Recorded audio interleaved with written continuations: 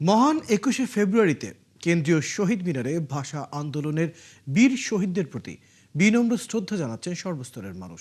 ভাষা শহীদদের প্রতি শ্রদ্ধা জানাতে রাত ১২টার আগে থেকেই বিভিন্ন শ্রেণী পেশার মানুষ ফুল হাতে জড়ো হন শহীদ মিনার এলাকায়।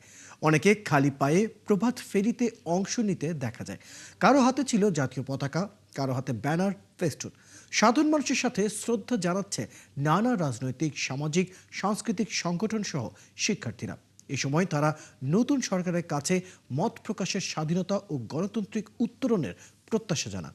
এছাড়া ভাষার চেতনা ছড়িয়ে দেওয়ার পাশাপাশি বাংলা ভাষার অপব্যবহার রুখতে প্রত্যয় জানান তারা।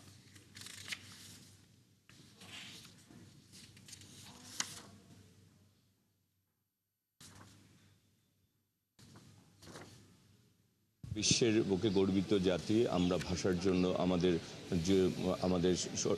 জীবন দিতে হয়েছে। সুতরাং বাংলা ভাষাকে আমরা আমাদের হৃদয়ে ধারণ করি এবং রাষ্ট্রীয় ভাষাকে, বাংলাকে বাস্তবায়ন করার জন্য সর্বস্তরেই আমরা কাজ করে চলেছি। তো আমাদের মতো বিভাগগুলো যারা তাদের মোটামুটি বই বা পড়াশোনাগুলো বাংলায় আসলে সেরকম কন্টেন্টই খুঁজে পায় না। এটা একটা কারণ যে আমরা বাংলাকে আমাদের শিক্ষা ব্যবস্থায় সঠিকভাবে যুক্ত করতে পারিনি। জাপান, চীনের যে উদাহরণ আমরা দিই, যে ওরা মাতৃভাষা খুব ব্যবহার করছে বা করতে চাচ্ছে, সেটার কারণও কিন্তু ওদের আর্থিক উন্নয়ন, যেটা ওদের আর্থিক সামাজিক উন্নয়ন, সেটা অনেকটাই দূরে এগিয়ে গেছে। ওদের ওই ইংরেজদের ওপর বা আমেরিকানদের ওপর নির্ভর করতে হয় না, কিন্তু আমাদের এখনো নির্ভর করে যেতে হচ্ছে। গবেষণার যে বিষয়টা, সেক্ষেত্রে বাংলায় গবেষণার প্রাধান্য যদি বিশেষভাবে দেওয়া হয়, তাহলে হয়তো বাংলা ভাষা আরো সমৃদ্ধ হবে এবং আমরা নিজেরাই পারব। দর্শক, কেন্দ্রীয় শহীদ মিনারে ভাষা শহীদদের শ্রদ্ধা জানাচ্ছেন সর্বস্তরের মানুষ। সেখানে আছেন সহকর্মী মিল্টন আনোয়ার, সরাসরি যুক্ত হচ্ছে তার সাথে। মিল্টন আনোয়ার, কেমন দেখছেন সেখানকার পরিস্থিতি? কি বলছেন শহীদ মিনারে শ্রদ্ধা জানাতে আসা সাধারণ মানুষেরা?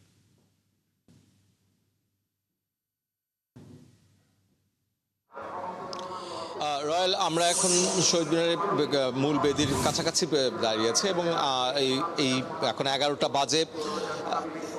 আমরা যেটা বলছি, যে দেখা যাচ্ছে যে এর মধ্যে কিন্তু মানুষের আশা কিন্তু বন্ধ হয়নি, এখনো মানুষ আসছে, যদিও আগের তুলনায় কিছুটা মন্থর গতিতে, কিন্তু এখনো নতুন করে মানুষের আসছে শহীদ মিনারে শ্রদ্ধা জানানোতে। এবং আমার ধারণা যে দুপুর 1টা নাগাদ এই শহীদ মিনারে এখনো মানুষের যে শ্রদ্ধা নিবেদন সেটি চলবে।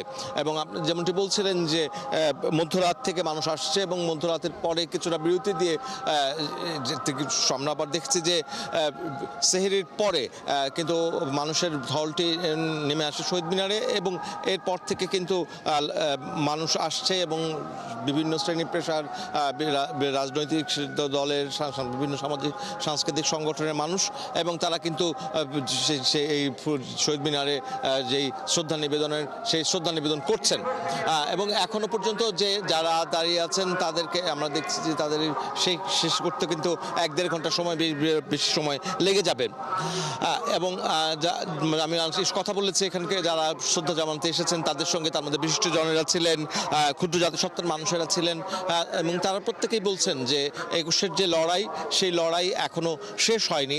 যে 21-এর লড়াইয়ের পথ ধরে যে বাংলাদেশের প্রতিষ্ঠা 1971 সালে মহান মুক্তিযুদ্ধের মাধ্যমে, সেই লড়াইয়ের পথ ধরেই 90 এবং 24-এর আন্দোলন, এবং মানুষের যেই মুক্তির আকাঙ্ক্ষা, মানুষের যে বৈষম্যের যে লড়াই এবং সব ধরনের কুপমুণ্ডকতা, সাম্প্রদায়িকতার বিরুদ্ধে মানুষের যে লড়াই, সেই লড়াই শেষ হয়নি। এবং এবারেরও 21-এর যে অঙ্গীকার, সেটি হচ্ছে সব ধরনের অসাম্য এবং সব ধরনের কুসংস্কারের বিরুদ্ধে লড়াই। এবং তারা বলছিলেন যে এবার আমরা আবারও দেখছি যে মৌলবাদী গোষ্ঠী কিংবা উগ্রবাদী গোষ্ঠীর যে আস্ফালন, সেটি বেড়ে যাচ্ছে এবং 21 তাদের বিরুদ্ধে লড়াই করবার যেহেতু প্রেরণা যোগায়, ফলে এবারও তারা বলছেন যে 21-এর যে লড়াই, 21-এর চেতনার যেই মূল কথা, সে তার আবেদন শেষ হয়নি। এবং আপনি জানেন যে এই বছর 21 75 বছরে পা দিল, অর্থাৎ 75 বছরের আগে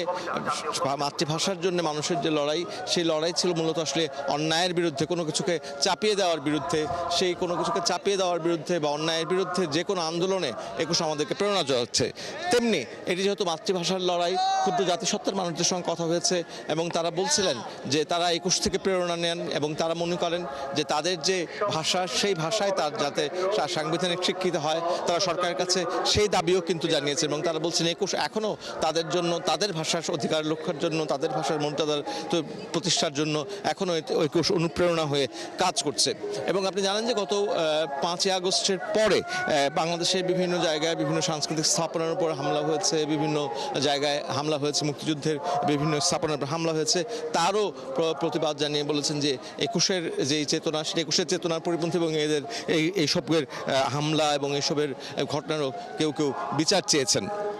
ফলে এবার একটি নতুন বাস্তবতায় একটা নতুন নির্বাচনের পর, যে বহু আকাঙ্ক্ষিত নির্বাচন, সেই নির্বাচনের পর একটা নতুন সরকারের অধীনে এইবারের 21 সেটা একই সঙ্গে অনেক রকমের মুক্তির কথাও যেমন বলছে, অনেকে আবার তাদের ক্ষোভের কথাও জানাচ্ছিলেন এবং তারা সবকে বলছিলেন যে বাংলা ভাষা হচ্ছে সেই বাংলা ভাষার যে লড়াইয়ের যে প্রেরণা, সেটি হচ্ছে আমাদেরকে বারবার 21-কে সামনে নিয়ে আসে এবং সবসময় 21 আমাদেরকে বারবার লড়াই করবার যে প্রেরণা দেয়। এবং 21-এর যে মূল কথা, যে মাথা নত না করা, সেই মাথা নত না করবার যে প্রেরণা, সেটা আমরা 21 থেকে পাই এবং সেই প্রেরণার তারা এগিয়ে নেওয়ার কথা বলছেন বাংলাদেশকে। আপনি খবর রাখছিলেন, আপনি খবর রাখতে থাকুন। দর্শক, আমাদের সাথে আমাদের সহকর্মী মিটন আনোয়ার যুক্ত ছিলেন শহীদ মিনার থেকে। সেখানে শ্রদ্ধা জানাতে আসছেন সর্বস্তরের মানুষ, সেই বিষয়ে আমরা খবর নিচ্ছিলাম।